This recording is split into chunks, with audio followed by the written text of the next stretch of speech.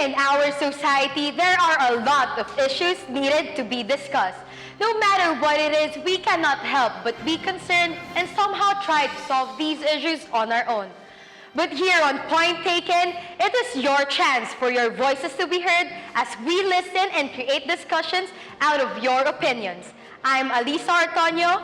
Raise a point, take a stand, listen and be open. This is Point Taken.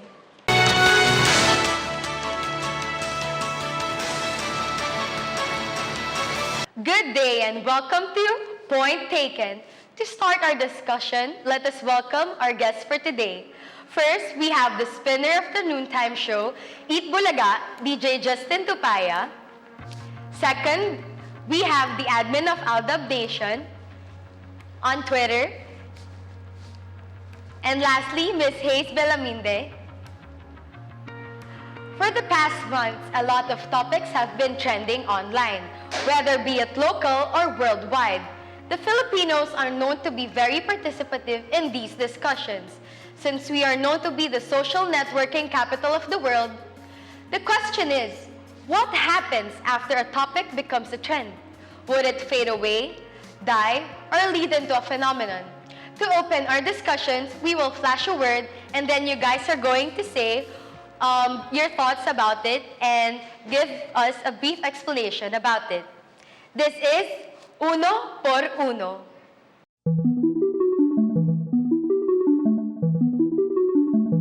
Our word for today is phenomenal.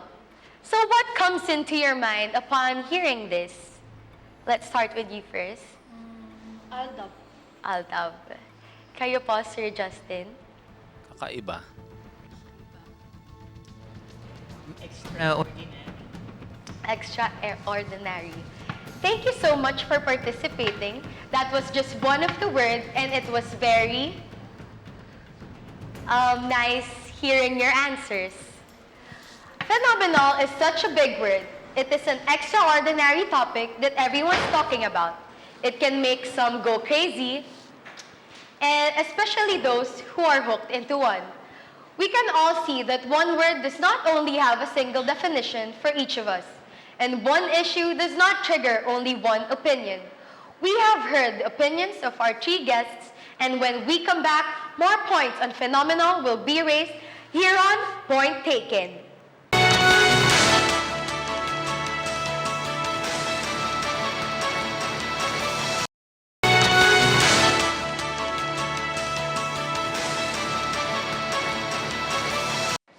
Hello and welcome back to Point Taken.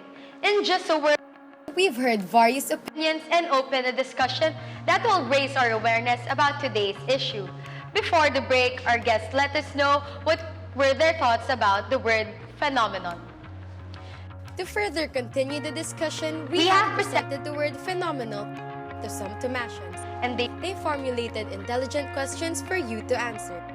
right now, you are required to To answer this question, and others are free feature is the after the person answering the question.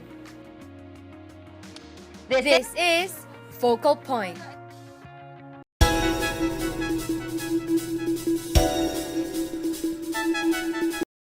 Today's discussion will all revolve around the questions asked in the videos.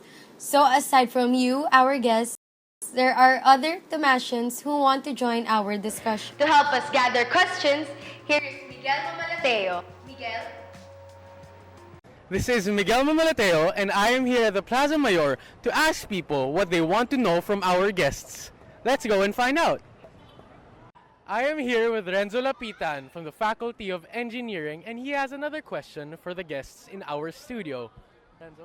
What do you think is the secret ingredient to making like Aldab an overnight phenomenon? Thank you for the question. Back to studio. So, tell me, what is the secret ingredient that makes Aldab a phenomenon? Let's start with you first. Para sa akin po siguro yung pagiging natural nila. Kaya siguro pumatok sa masa. Yun talaga yung naging selling point nila. Ganun. Yun po. Sir? Sa akin siguro yung tayong mga Filipino yung gusto natin yung tungkol sa love, Ano gano'n. yung next question? So yun yung secret ng lang sa Aldab. For me, I think it's this all that they do it spontaneously. They naturally, just like what mentioned. But wait, we have 2 more questions. Here's another one. I am with Isaac from the College of Pharmacy, and he has a question for the guests in our studio. Isaac? My question is, ano ang mga positive and negative effects ng mga phenomenal topics ngayon? Thank you, Isaac. Back to studio. So the second question is, what are the positive and negative effects of ALDA being a phenomenal? Let's start with you again. Sa akin po, para sa akin yung positive, okay, marami silang fans, maraming nag-a-admire sa kanila. Yun na yung parang pinaka-positive. Sa negative naman, yung napakadali nilang mapansin. Konting galaw nila, ang dali nilang mapuna. And dumadami yung, sabi natin, kaaway na gusto silang pabagsakin dahil nga sila yung phenomenal love team. Kasi hindi maaalis yun, di ba? Pag, ayun, so yun yung positive and negative.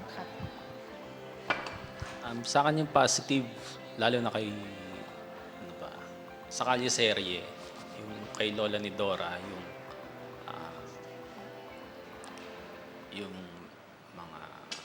mga lesson na binibigay ni Lola. Tapos sila Aldab, yung sa tamang panahon lagi, yun yung positive. Negative naman, yun, maraming bashers. Yan. So, yun yung negative. So, ingat-ingat. I think the positive thing about this album phenomenon is that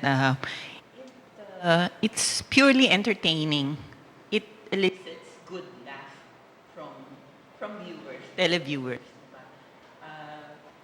It is natural. You just react to the funny situations. And for the negative thing, I think it's negative when people start to compromise their activities, their schedules, just because they want to watch the show on a particular time on that Kalye Serye segment. So if it's like that, but you should not be too much stuck with watching this Kalye Serye for a long time. Thank you so much for your wonderful answers. And for our last question, I am here with Joseph Pamatian from the College of Architecture, and he has a question for our guests in the studio. So, Joseph? What is your stand towards the ALDUB as a phenomenon? Thank you. Back to studio.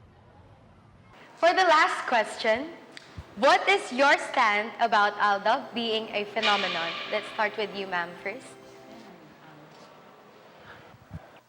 Well, it's an in thing right now for in the television industry, and it's good. I think it. Well, by the way, I saw the news last night that they were given an award by the Catholic Bishops Conference Group, and if the CBCP sees something good in this series, then it must be worth watching. So it's good. It's entertaining, like what I said, and it teaches good moral values also, like what Mr. Justin mentioned. There is the lessons that we learn from Lola ni Dora, and that it's just a kilig factor, you know, with the heartthrob Alden and Maine, the Dab Smash Queen. They look good together on screen, and the thing that they do is really okay. Yeah. How about you, Sir Justin? As some from Itbulaga, siguro sa akin, yun, kailangan namin lahat mag-ingat. So, panindigan namin yung teachings na pinaparating ng ALDAB or Kalye Serye na sa tamang panahon, lahat may tamang panahon. So, Yun. As an Aldab fan, malaki yung natutulong ng Aldab kasi andyan yung mga nagiging inspired dahil sa Aldab. Kaya marami siyang itinuturo na about sa love kasi 'di ba uso ngayon sa teenagers yung nagmamadali sa love, ganyan. Tapos yung kalyeserye, ang laking tulong niya doon sa tamang panahon na hindi mo dapat minamadali. Kung para sa'yo, dadating din yan. Ayun. Wow! You all made very good points. Nararamdaman na namin na nagkakatensyon na dito sa studio. All opinions lead to other opinions. And we learned that from that very intelligent discussion we had. Coming right up, we will watch a brief documentary about a student and the effect of the latest phenomenon in our country. Ano kaya itong phenomenon na ito? Don't miss that when we come back here on Point Taken.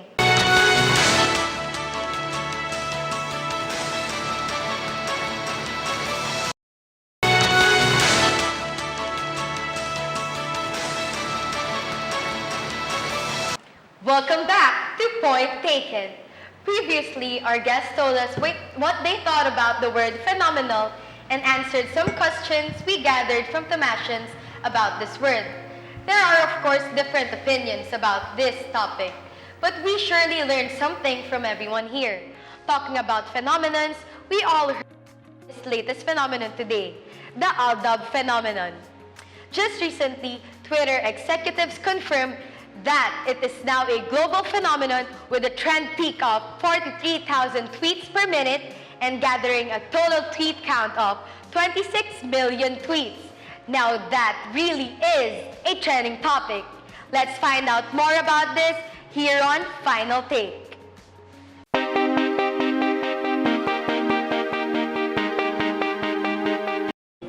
I am Courage M. Cabrera, 18 years old, a medtech student, a consistent Vince lister, and a die-hard Aldab fan. Everybody knows me as that kind of person who studies a lot. Academics meant a lot to me, like a lot. Grade conscious kasi ako. I don't even read novels kasi alam kong fiction sila. Imagining something that is impossible to happen is not my kind of thing. Some would say, yes, it's boring, but that's my kind of fun.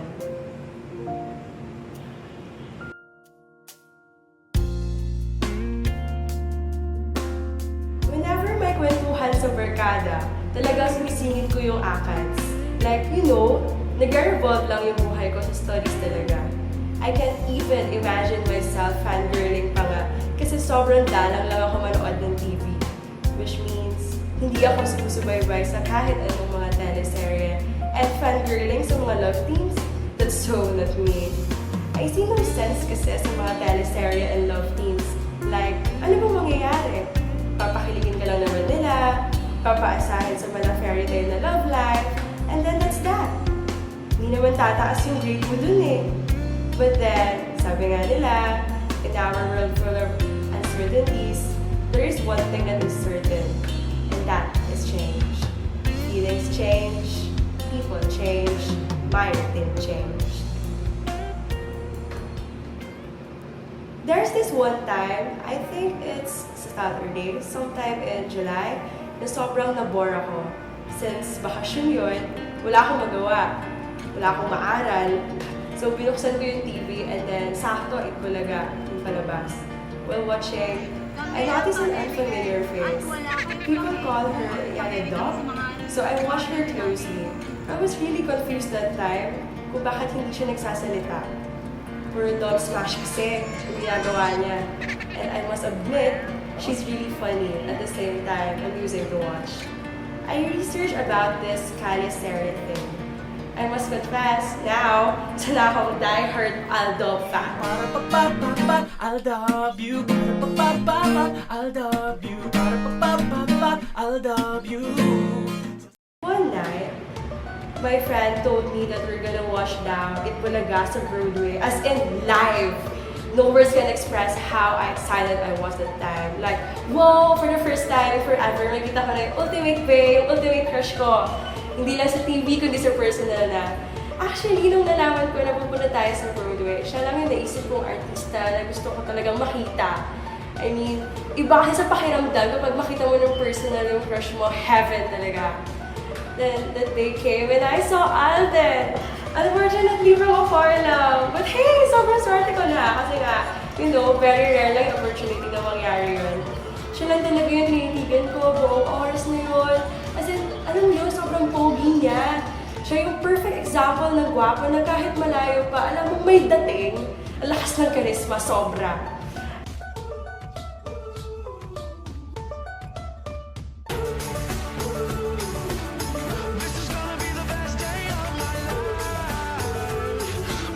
I consider that day as the best day of my life. Masarap sa feeling. Iba talaga kapag crush mo na yung nakita mo in real life. I like how Aldov is changing the things na nakasanayan na natin gawin and bringing back yung mga bagay na nakalimutan na natin. Kakanta ka. Makalumang kultura, yung parang harana. Okay. Favorite ko nga yung pagsabi ni Lola palagi na sa tamang panahon. Well, shame man pakinggan, pero marami pa rin sa atin ang hindi alam ibig sabihin ng salitang maghintay. Sometimes, people tend to do some crazy things in the name of love. Yaya, mukhang sumusobra naman yata yan. Kahapon pinagbigyan na kita. One basic example is how most teens often defy their Gaano parents naman or ako their bumibigil? friends Masyado for the naman sake of kayong their bumibilis. I should know. I've done that. But oh well, I learned my lesson and you know, that is the best things in life are worth waiting for. The most important things in life like happiness, relationships, and success, they are the things that we should all work hard for. So to all the bitter persons out there, darating din ang tamang panahon for us. My forever! Overall, I'm really grateful na dumating yung album. I think this love theme became a worldwide trend and a record holder because of its pure intention to show to the whole world all the values that must be stressed and exercised to the youth of the day for a better tomorrow. Sabi nga ni Lola, Fan sign lang, love na! Text lang, kayo na! Harap na! wow! Lahat ng bagay Sa tamang panahon. Darling, I will be loving you till we're 70. And that was our short documentary about Karin Lobrera and her Aldab experience. Now guys, what can you say after watching that video? Nakaka-relate ba kayo? Yes? Yes. Let's start with you, Marian. Opo, sobrang relate. Alam mo yung, hindi ka na makatulog sa sobrang kilig. Tapos ilang replay ka na ng mga videos nila. Hindi ka talaga makamove on. Kayo po, DJ Justin. Sa akin, after watching yung mga ganon, as a DJ ng Itbulaga, na-inspire ako lalong mag-search ng mga music na para doon sa kila Alden, sa Aldab. So, yun. Nakaka-inspire din sa part ko. Kayo naman po, ma'am. Well, yes, it's nice to see young people. Well, not just the young, the old ones also, like me. They're enjoying. Everybody's enjoying. This is good. This is good, and I hope we get to see more of these kind of shows. Something new, something fresh, and raw, spontaneous. It's good. Pwede po ba namin kayong makita magpa-bebe wave? Oh. Pwede bang magpaturo sa Mr. Paano po ba magpa-bebe Justin wave? coming from the Itbulaga? May tamang position talaga yan. Sige, turuan mo kami. Medyo pa ganyan. Yan. Ayan. Thank you very much. Today, we were able to recognize the different stances of our guests regarding this phenomenon. Most especially Aldab. Why? Just the effects because the power to make something extraordinary